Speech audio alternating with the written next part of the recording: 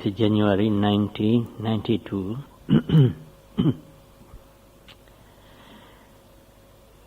We will continue our Dhamma talk, explaining the 7 benefits of mindfulness and meditation. Yesterday we explained the first benefit, the purification of a being, which is one of the benefits of the 7. Explaining this purification of beings, I explained you 3 types of purification or removal, Pahana and Pali. 3 types of purification, I think you remember. What are they? Partial purification, temporary purification, and total purification. As to total purification, I told you mental defilement can be totally purified by means of path knowledge, or the 4 stages of enlightenment. Magga, the 4 stages of Magga. Magga is a path. That path is a knowledge, so it's translated to Magga-jnana, path knowledge. So I would like to continue to explain these 4 stages of enlightenment very briefly. Before I deal with it, I want to correct a terms I explained to you when I deal with the 5 similes for 5 aggregates.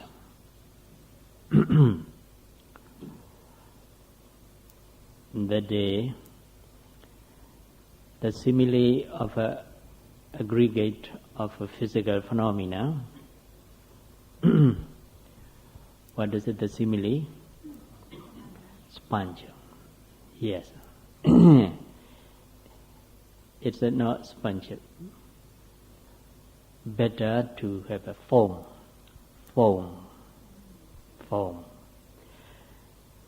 You follow? Foam. Because in the foam you cannot find any core, any substance to use for you. On that day, I thought about the word, the sponge, but I couldn't find this form. It has been lost. So, in this morning, Upanya told me he remembered that once that I explained these 5 similes, the word form. Yes. The problem is language. In Burmese, sponge is called ye myok, and also foam is also called ye myok. One word for 2 things. So I remembered only sponge, not foam. So the simile of the aggregates of a physical process is what? Form. Then I think you remember what is the simile of feeling or sensation? Vedana khana? Bubble. Yes. bubble. In the Pali text, the Buddha said, Vedana Bupulupama. Bupulupama. Bupula Upama. Upama is similar or like. Bupula is a bubble. Very near. Bupula is a bubble.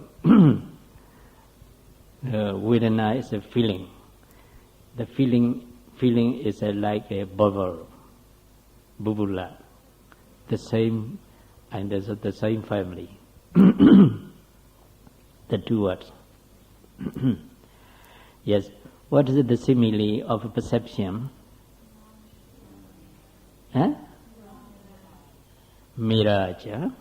And what is the simile of mental formations? Banana fruit or banana trunk? Huh? Trunk.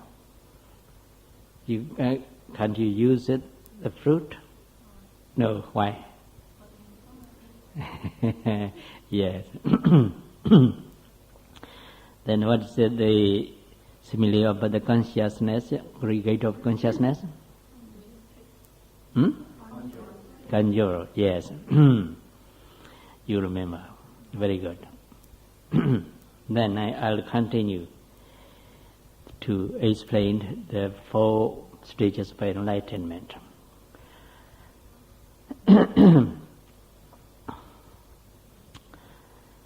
The 4th stage of the enlightenment uproots some of our mental defilements concerned. So the first stage of enlightenment is called Sotapatti Maganyana. Yesterday I told you the translation of a Sotapatti Magga, stream enterer. What do you mean by the stream? Just a stream, not enterer. What do you mean by stream?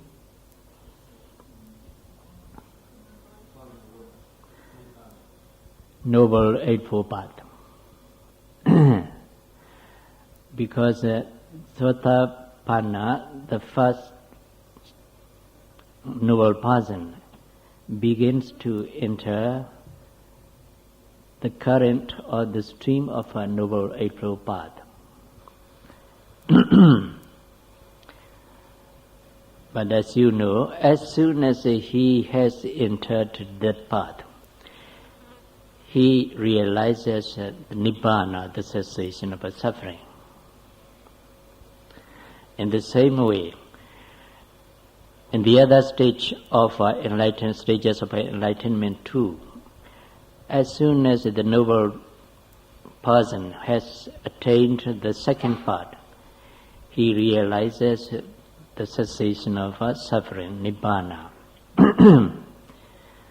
The same with the 3rd and the 4th stage of enlightenment. Yes, the first stage of enlightenment, Sotapatti Maganyana, or path knowledge, destroys the 2 kinds of mental defilements. Sakkaya Ditthi and Vicikiccha in Pali. Sakkaya Ditthi, you know, was there. The false view of personality, individuality, self or soul. That view, false view, has been destroyed, is destroyed by the first stage of enlightenment. Because before you have attained this noble path, you have to go through the 13 stages of insight knowledge through your personal experience. During the course of your meditation, meditative practice, you have to go through these 13 stages, realizing impermanence, suffering, impersonal nature of a mental and physical phenomena. All the course of this meditative practice. Only after that you have attained, or you begin to enter the stage of a noble ones, the state of a noble ones. That means path knowledge. Sudapati Magga Jnana.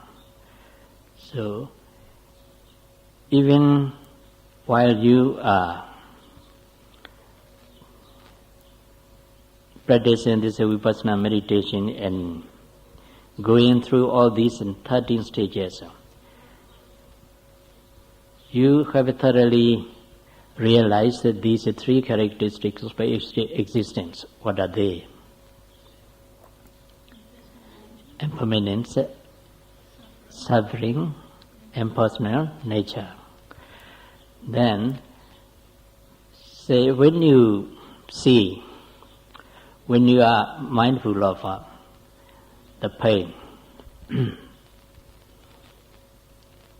on the back, on the thigh, noting pain. Your concentration already good, deep.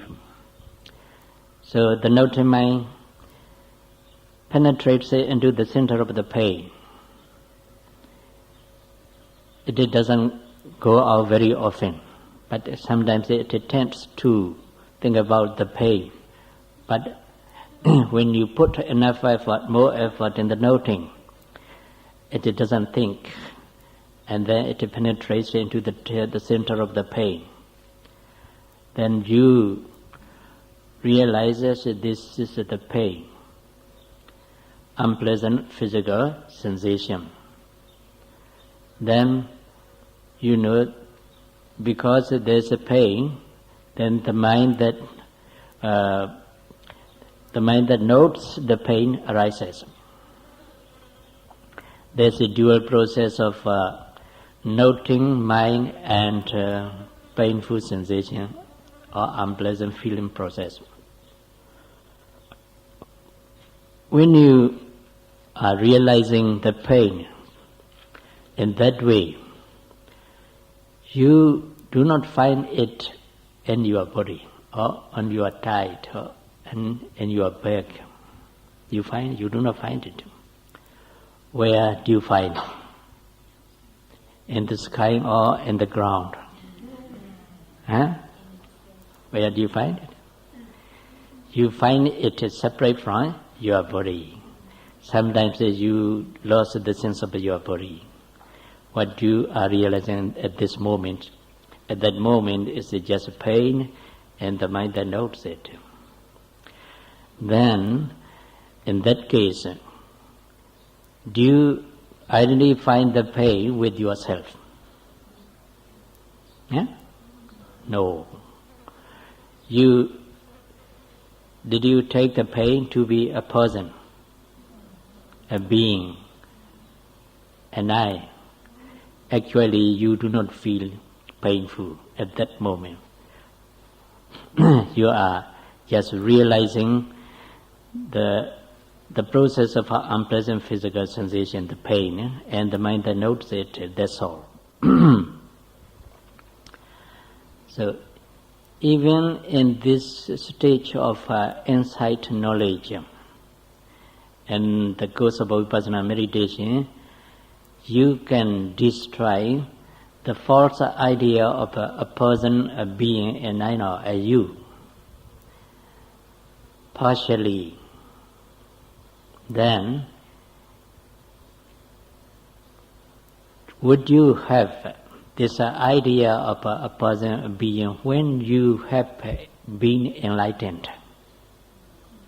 No. That's the first stage of enlightenment destroys the false idea of personality, individuality, self or soul. You follow? So, Sakkaya Deity, it's called Sakkaya Deity. This is a false view of a personality. It's called Sakkaya Deity. In Pali, it has been destroyed by the insight knowledge. By the first stage of enlightenment. But when the pain still exists, then you continue to penetrate it, to observe it. Then you find inside the pain some pulse or some tingling sensation, sometimes waves of heat, sometimes waves of cold. Eventually the pain becomes disintegrated gradually. You found that. Then did you hold that the pain is permanent? No.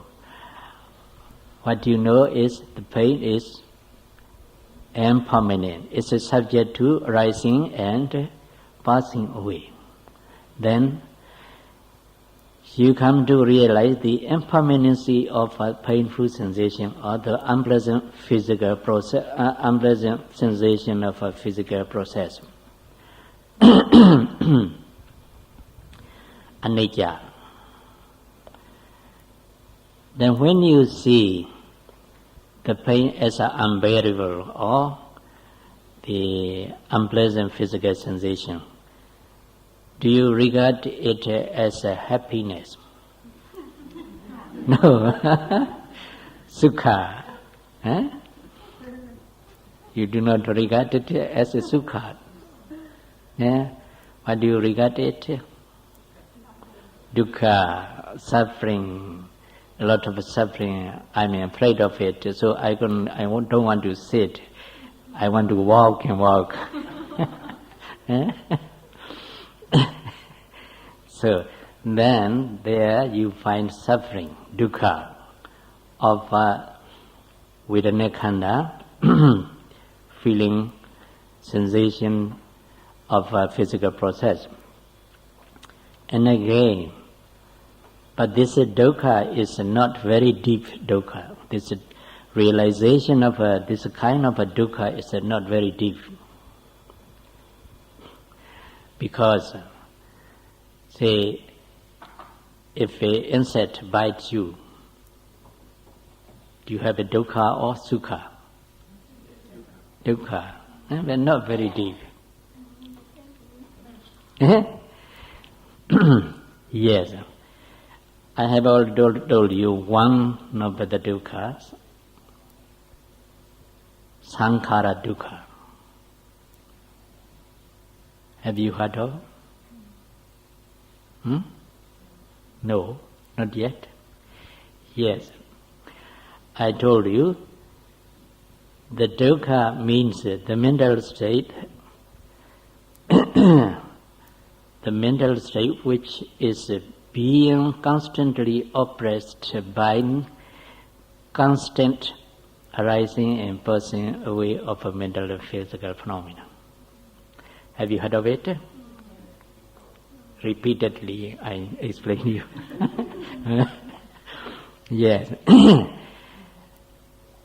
That dukkha is the essential to be realized, indispensable to be realized.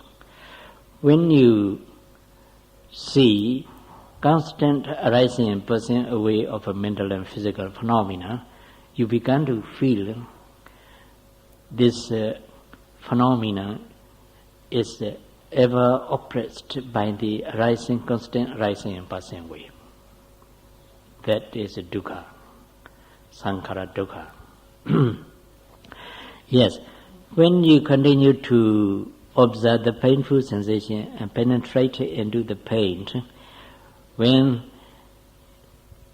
you come to realize one waves of a pain rising and then passing away, or dispersed and dissipated.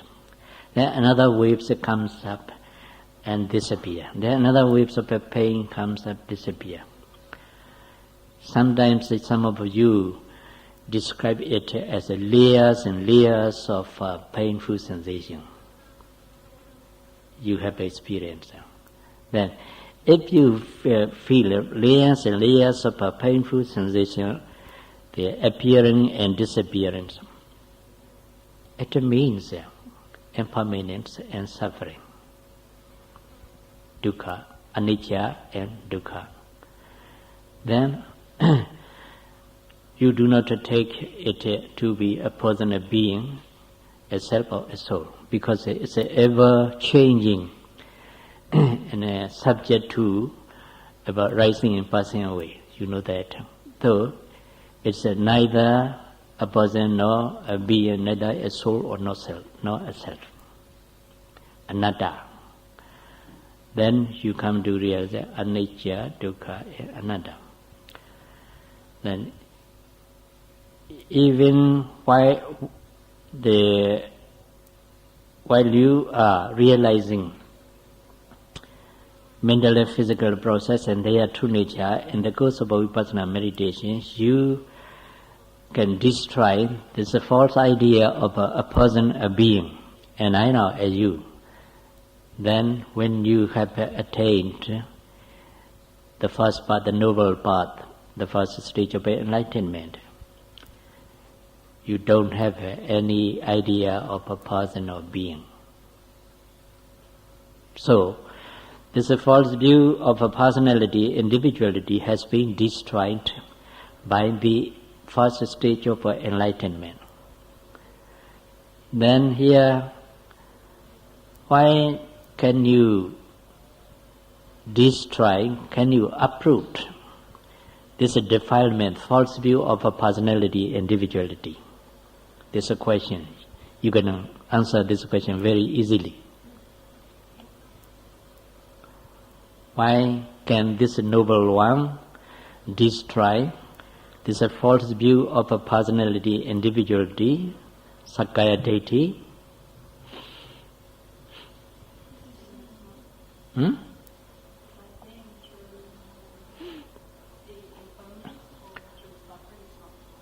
By seeing impermanent suffering and impersonal nature of bodily and mental phenomena. Then why do you see in that way?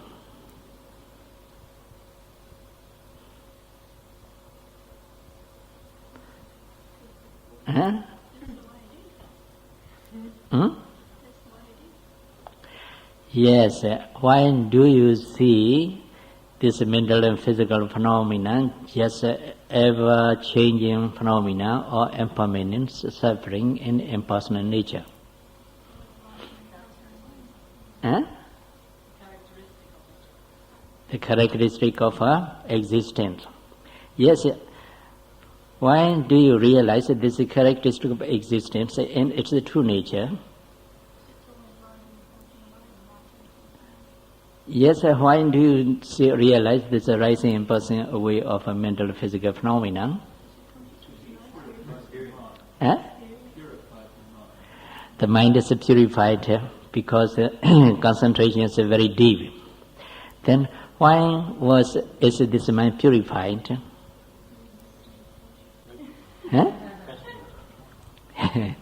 Yes, because of mindfulness meditation. Then why does this mindfulness meditation can purify this mind? Why can mindfulness purify this mind?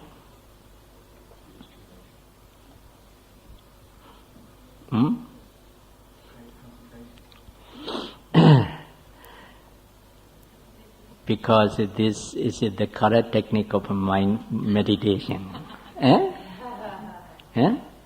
It's the correct technique of meditation. Where can you find this technique? Where can you find this technique? Inside you. Eh? In Burma? Yes. Yes.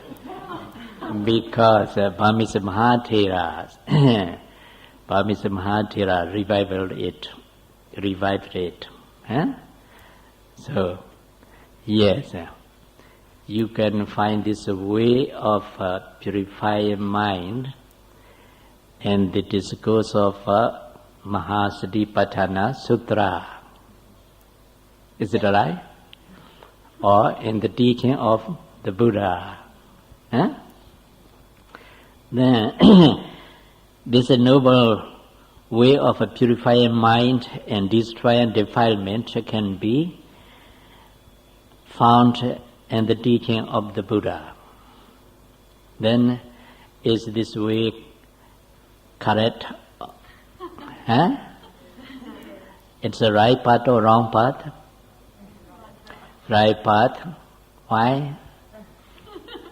Oh, it can enable a meditator to attain the noble path. Path knowledge, the first stage of enlightenment. Destroy the kilesas, defilements. Then, do you believe in the teaching of the Buddha? Huh? You do? Yes. Then, do you believe in the Buddha? Huh? If you believe in his teaching, you must believe in him. Huh? Then if you believe in his disciple who has attained this path knowledge, walking on his path. Yes, those disciples are called Sangha. Then you have no doubt about the teaching, the Buddha and his disciple. Have you got the doubt? That doubt has been destroyed by the insight knowledge, the first stage of insight knowledge. It's called Vicikicca, one of the mental defilements. This Vicikicca, skeptical doubt, is destroyed by the insight, the first stage of enlightenment, path knowledge. That's I want to explain to you the cause and effect of this purification and this destruction of this Vicikicca, skeptical doubt. That's why I ask you many questions. By questions you have been answered. Then the two types of mental defilement. The first one is a Sakaya deity, the false idea of a personality, individuality, and the second one is a skeptical doubt about the triple gems is destroyed by the insight, the first stage of enlightenment, path knowledge. Is it right? Yes. Then, if you believe in the triple gems, especially in the teaching of the Buddha, and also if you reflect your own experience while you are meditating, then you have the false idea of a person, a being? No. But while you are not reflecting or recollecting your personal experience and meditation, you may have some vague idea of I or you as in conventional terms. If you reflect your experience of, say, the pain now I explained, you don't have the idea of a person or being. Then if you do not have a person,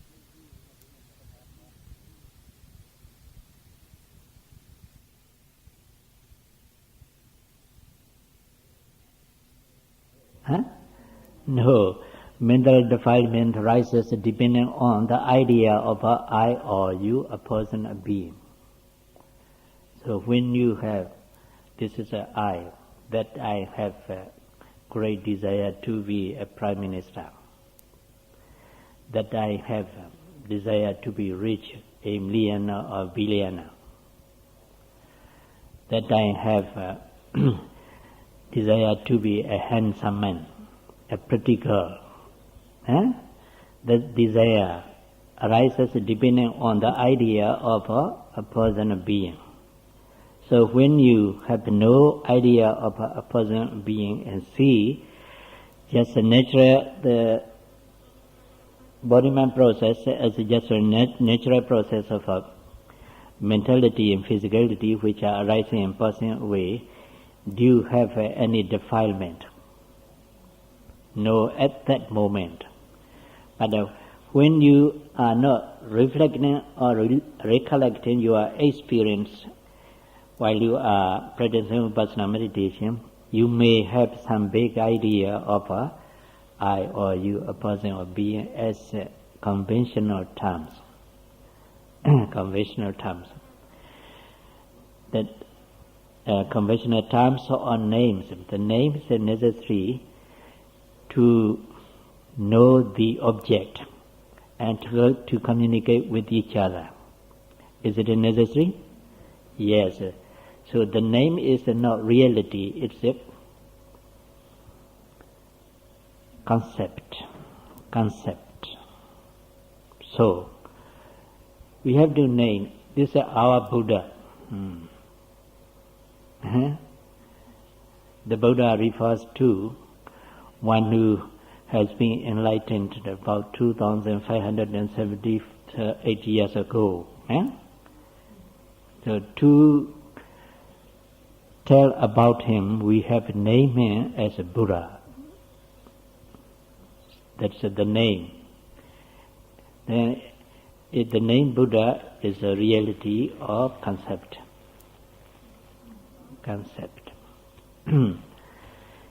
If it's a reality, any of absolute reality, then except the cessation of a suffering nibbana, all absolute reality are subject to changing, arising and passing away. According to Buddhist philosophy, we classified absolute reality or ultimate reality, paramata, into four. The first one is physical phenomena, material phenomena, materiality.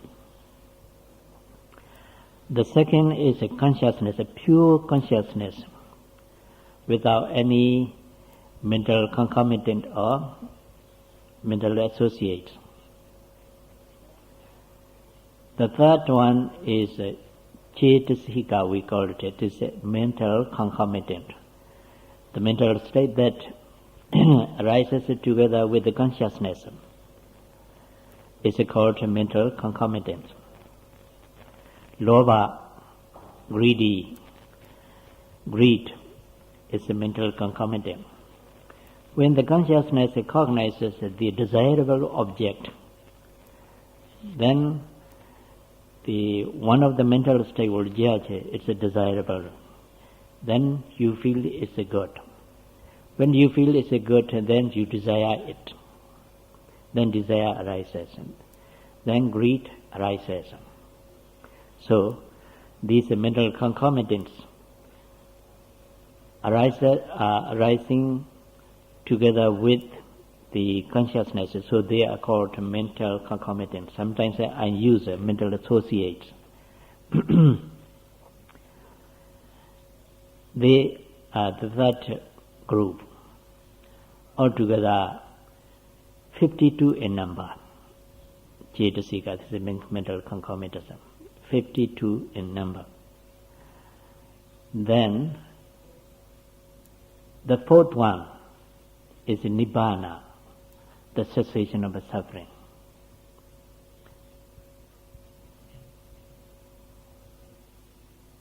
how many we classified? 4 of absolute reality, ultimate reality. What are they? The first one, matter. The second, consciousness. The third, mental concomitants. The fourth, nibbana.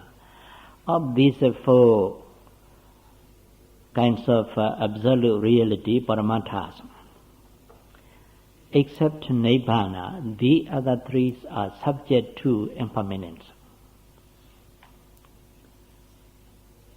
You understand?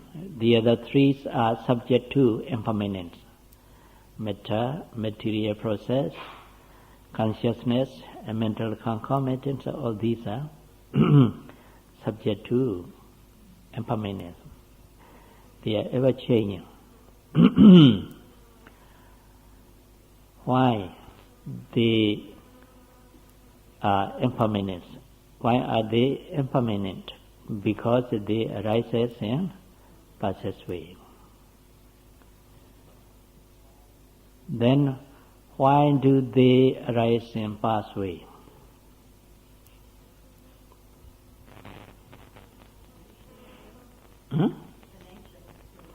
And the nature, yes, the law of nature.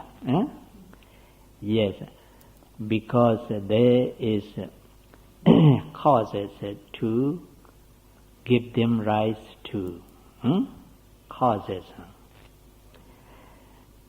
Because they are conditioned, they arise. Then, if they arise, they should last forever. Do they last forever? No. Why?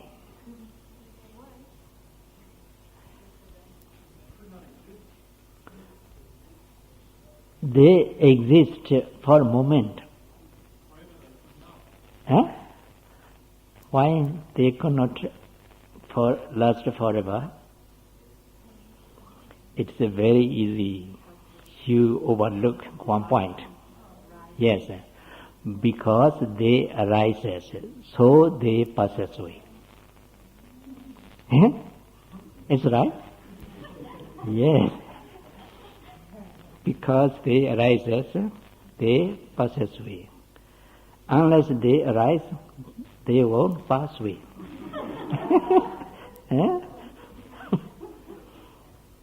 If you are not born, you won't die. Because you are born, you will die. So everything which arises must pass away. Must pass away. Then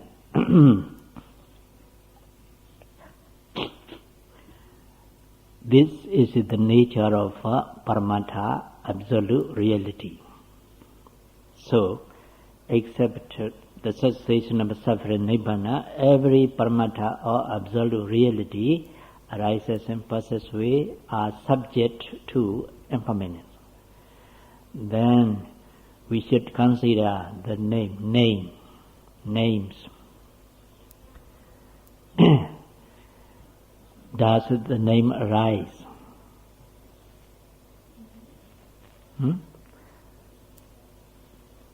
Say the name Buddha.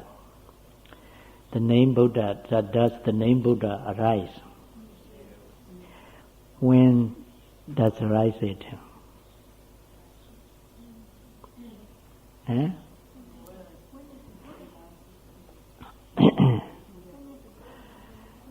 You see, in the world, according to tradition, there's no world where no Buddhas. There's no Buddhas. So, in the universe, in any universe, you have Buddhas, they said. Then, if the name is an absolute reality, suppose it arises, then does it pass away? Now the Buddha has passed away 2,550 years ago. The Buddha passed away. His mental and physical process also has disappeared. It ceases to exist. Does the name Buddha pass away? Does the name Buddha pass away? If it is pass away, you don't say Buddha now. Now you say Buddha. So does it pass away? No. It doesn't pass away. Even though the Buddha passed away, then the name Buddha doesn't pass away. Then it's an absolute reality or concept. Concept. As long as you conceived the name Buddha, it exists. If you have died, you don't have Buddha in your mind. Yeah. As long as you are alive, in your mind there is a Buddha, the name Buddha. Why? Because the mind creates the name Buddha. So you have it. So it's a concept, conceived. That's the difference between the concept and absolute reality. Absolute reality arises and passes away. The concept never passes away, never disappears.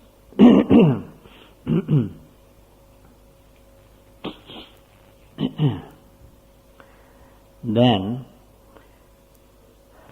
I'll go to the second stage of enlightenment. The second stage of enlightenment is called Sakadagami Magga. Yesterday I have told you the literary meaning of this one. Once returner. Once returner. Forgot. When you have no idea of a person, a being, when you reflect your good experience and your meditation, then you don't have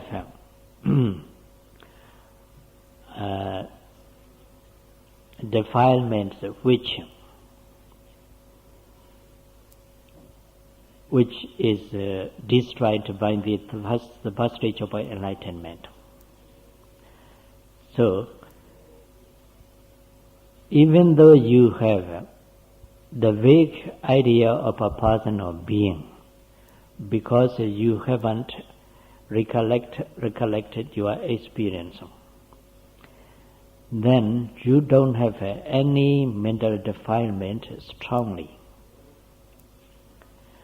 No strong mental defilement at all. Maybe that stage of enlightenment doesn't destroy the anger, aversion, or sense desire or sensual desire. You may have it, but it's not very strong. Say, the first stage of enlightenment doesn't destroy the desire or lobha, greed. So you have a lobha, greed, even though you have attained the first stage. But that lobha, greed is not so strong. Say you have a desire, this desire also not so strong. Say you have a desire to take something which is a desirable, which is also another person's property. Then would you steal it? Would you take it and force? No, because your desire is not so strong that you can steal it. Not so strong you can kill the owner. Yes. If your desire is so very strong, you can kill the owner and take the property. Huh? So, because you have attained the first stage of enlightenment, even though you have this desire is not so strong that you can kill the owner and you can take it forcibly, and force. Then, because of your weak defilement or subtle defilement, you abstain from taking what is not giving. You abstain from killing. You abstain from illegal sexual contact. You abstain from telling lies. You abstain from using any kind of intoxicant. It's very, very, very much important for Westerner to attain at least the first stage of enlightenment so that they can abstain from intoxicants.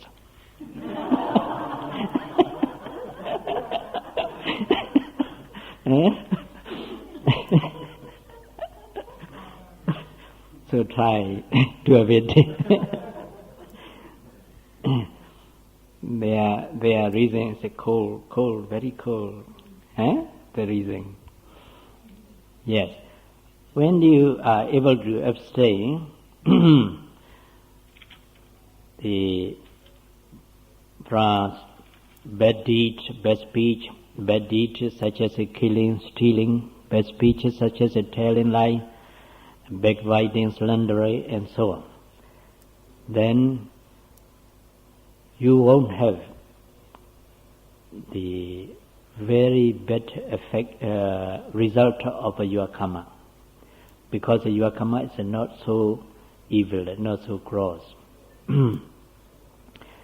So the text said, when you have attained the first stage of enlightenment, you won't be reborn in the lower worlds of woeful states, such as apaya, hell. You won't be reborn in the animal world. You won't be reborn in hell. You won't be reborn a hungry ghost. Do you know hungry ghost? We call it a peta in Pali. Peta, hungry ghost. It means after you have attained the first stage of enlightenment, you won't be reborn in the lower worlds of woeful states. Because you do not, you abstain from all the evil deeds, speeches such as killing and stealing, telling lies and so on. Then, when you have attained the second stage of enlightenment, the second stage of enlightenment destroys the coarse quality of sensual desire and anger, hatred, aversion. The coarse quality of sensual desire and anger, hatred, aversion, ill will. Then if the coarse qualities of anger, aversion has been destroyed,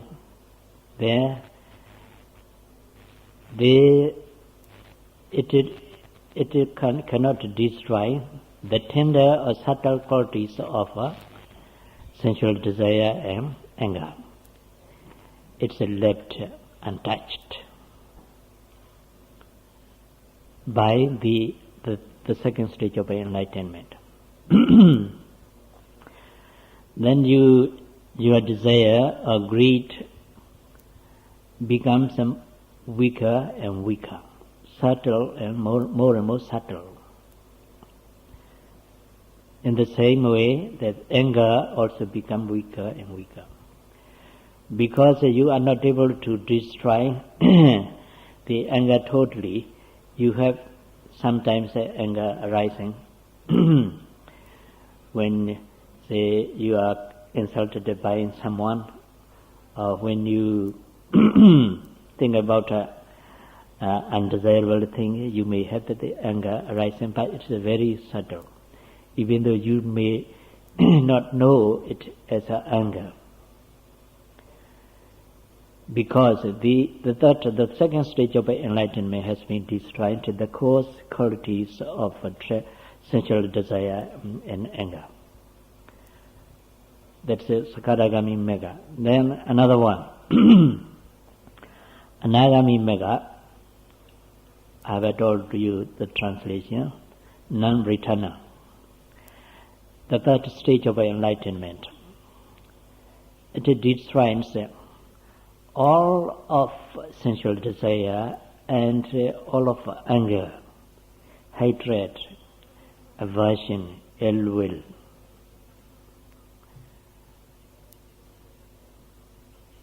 The third stage of enlightenment destroys all of sensual desire, all of anger,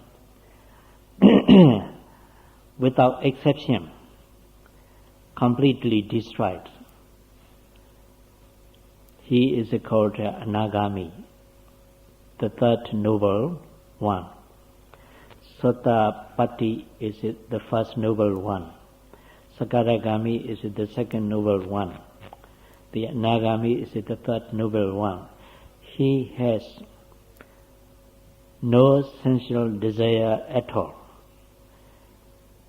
He doesn't love good food. He doesn't love good sight. He doesn't love a good perfume. He is never angry, even though he is insulted by anyone. He hasn't anger at all. Then his mind becomes calm, serene and quiet.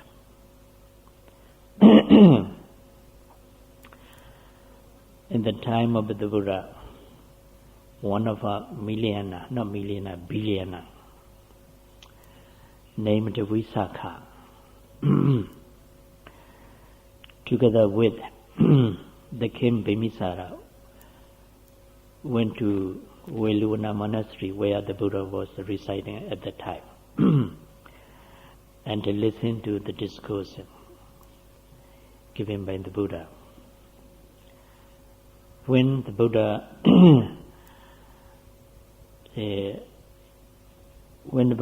teaches about the Four Noble Truths, and the first truth, the fourth truth, Magga Sajja, the Buddha explained it very elucidated. Then, when the Buddha explained this Magga Sajja, he has to explain the way leading to the cessation of suffering. That's a Noble Eightfold Path. Because in the Magga Sajja there's a mindfulness. Then he has to describe how to be mindful of bodily and mental phenomena and how to realize it, how to attain Magga and fly and so on. So that billionaire, he's a young man. He was a young man. No, maybe about 25 and 30 years old. That's all. Young man. He was married. He has a very beautiful wife. Then, while listening to the discourse, he was mindful of whatever arises in his body and mind, and also the feeling about the Dhamma, and also hearing the Dhamma and so on. Whenever the discourse was about to finish, he has attained 3 stages of enlightenment. 3 stages of enlightenment. Then, until the 3rd stage, What kind of a defilement the third stage has destroyed? All of our sensual desire and all of our anger. Then, did the Milayana have the sensual desire? No. Even he hasn't a sensual desire, he has no the other desire too. That's a very cause desire. It means he loves nothing.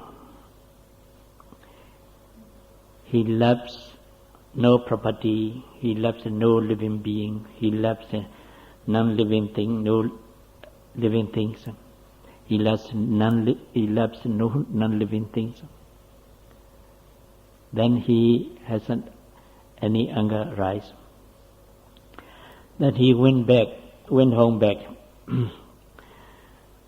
At the gate of the house, his wife, as usual, came to him and greeted him and hold his arm.